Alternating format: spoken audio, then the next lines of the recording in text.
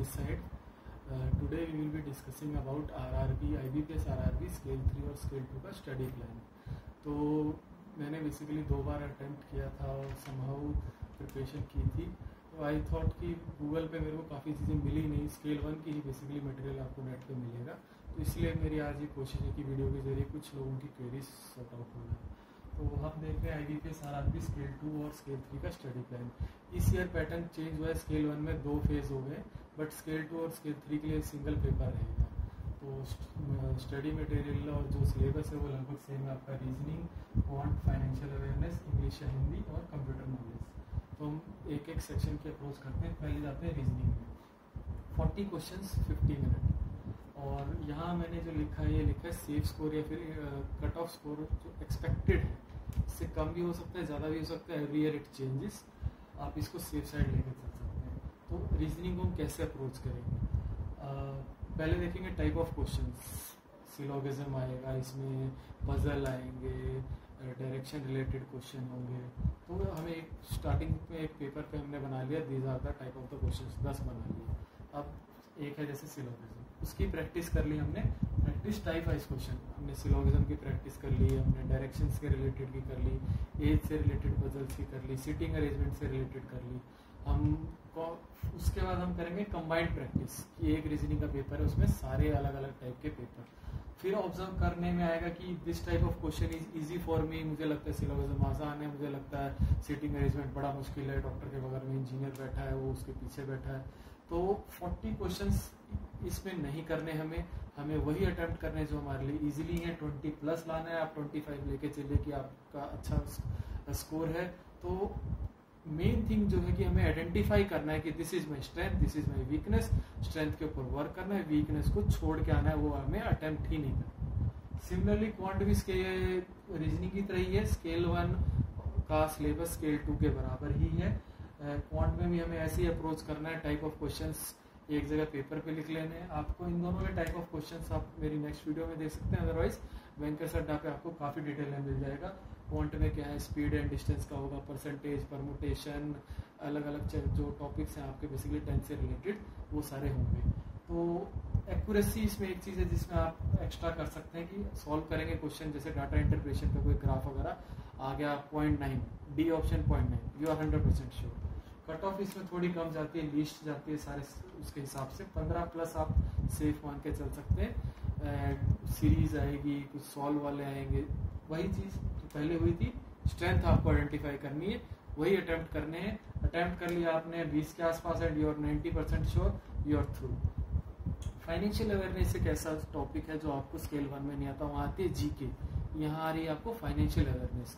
तो कोई क्वेश्चन ऐसा नहीं होगा इंडिया कब आज़ाद हुआ, या फिर बैंकिंग में भी कोई ऐसा क्वेश्चन आप एक्सपेक्ट नहीं कर सकते. What is full form of RTGS, DD का फुल फॉर्म भूल जाइए. रिसेंट बैंकिंग न्यूज होंगे, किस बैंक ने किंगफिशर के साथ को ब्रांडेड क्रेडिट कार्ड इशू किया, किस बैंक की ये एप्लीकेशन आई मोबाइल में आई है, यूपीआई में क्या क्या फीचर आरबीआई ने किए हैं, गवर्नमेंट स्कीम रिलेटेड की जनधन मुद्रा.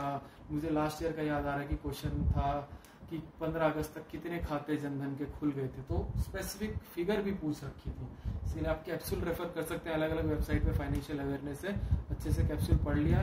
प्रतियोगिता दर्पण में आता है फाइनेंशियल सेक्टर का, इकोनॉमिक्स का अलग से सेक्शन, उस इकोनॉमिक्स सेक्शन को पढ़ लिया. आरबीआई से रिलेटेड रिसेंट न्यूज, तो रिसेंट न्यूज पिछले 3-4 महीने के आपको गो थ्रू करने हैं. That is related to banking, RBI, financial sector. आप जरूरी नहीं केवल बैंक से रिलेटेड आ सकते हैं, कई बार म्यूचुअल फंड इंडस्ट्री या फिर फाइनेंस के अलग क्वेश्चंस आ सकते हैं. Focus will be on banking. Next आता है इंग्लिश. इंग्लिश में चलने से पहले मैं आपको बताऊंगा फाइनेंशियल अवेयरनेस, इंग्लिश, कंप्यूटर, इन तीनों में सॉल्व करने का कुछ नहीं है. टाइम लगता है कम, अब ज़्यादा अटेम्प्ट कर सकते हैं, स्कोर ज़्यादा कर सकते हैं. कट ऑफ जो मार्क्स एक्सपेक्टेड लिखी है, इससे ज़्यादा कवर करने के लिए आपको 1-2 क्वेश्चन, 1-2 सेगमेंट और सेक्शन आपके स्ट्रॉन्ग रखने होंगे. तो इंग्लिश में जैसे मेरे को कंफर्टेबल लगता है कि मैं तो पूरे के पूरे अटेम्प्ट करता हूँ और ठीक स्कोर भी आया है. तो हर आपका कोई भी सेक्शन हो सकता है इन तीनों में से. इंग्लिश में आप ग्रामर कर नहीं सकते कि आप जाओगे दोबारा टेंसेस वगैरह पढ़ोगे. आप क्या कर सकते हैं, टाइप ऑफ क्वेश्चंस देखेंगे कैसे आते हैं. जैसे एरर आइडेंटिफाई करना किसी स्टेटमेंट में, या क्लोज टेस्ट होते हैं, एक पूरा पैराग्राफ रहता है, फिल इन द ब्लैंक होते हैं, वो भरना, या रीडिंग कंप्रीहेंशन होता है. तो इन चीज़ों की आप प्रैक्टिस करोगे, अलग अलग वेबसाइट्स पे ऑनलाइन आपने प्रैक्टिस की, उससे आप अपनी स्पीड बनाओगे और वही same thing type of question के ऊपर आपकी पकड़ हो जाएगी। पेपर आएगा, आपको पता है इसमें क्या पूछा होगा, क्या पैटर्न है, फटाफट आपने क्रैक कर लिया, स्पीड आ गई आपकी। नेक्स्ट है कंप्यूटर नॉलेज। इसमें मेरे को बड़ी दिक्कत आई थी कि इसका सिलेबस आपको कहीं नहीं मिलता, एग्जैक्टली क्या पढ़ो। पढ़ने को कंप्यूटर बहुत वास्ट है, और बेसिक पढ़ो तो बिल्कुल बेसिक ना हो जाए। फर्स्ट बार मेरा दिक्कत रही थी कि बीसीपी से रिलेटेड बड़े क्वेश्चन आए थे। बीसीपी क्या होता है? Business continuity plan. इनकेस हम बैंक में कर रहे हैं, कहीं और काम कर रहे हैं, कुछ अर्थक्वेक आ जाए या नेटवर्क डाउन हो जाए तो बैकअप ऑप्शन क्या रहेगा। बड़े क्वेश्चन आए थे, समाउ तुक्का लगाया था, ठीक हुआ था, बट अगली बार मैं पढ़ के गया था बीसीपी, वो भी मेरे पेपर क्लियर हुआ था first time.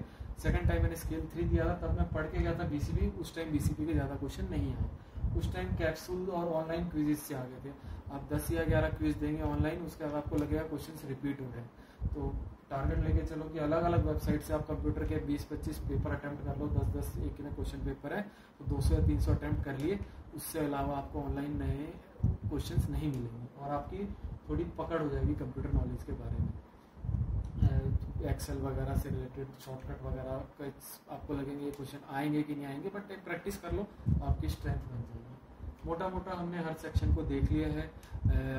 Kindly share your feedback. आगे मैं इंडिविजुअल हर सेक्शन में, जैसे सिलोगिज्म हो गया, क्लोज टेस्ट हो गया, एक एक टॉपिक को कवर करने की कोशिश करूँगा। एंड में हम देखेंगे कि भैया हमें पेपर कैसे अटेम्प्ट करना है। पहले मेरा जो अप्रोच है कि मैं पहले ये अटेम्प्ट करता हूँ, इसमें इतना टाइम लगाता हूँ, 2-4 मॉक टेस्ट करने हैं पेपर से पहले, तो वो सारी चीज़ें हम करेंगे। I hope you will be liking this video.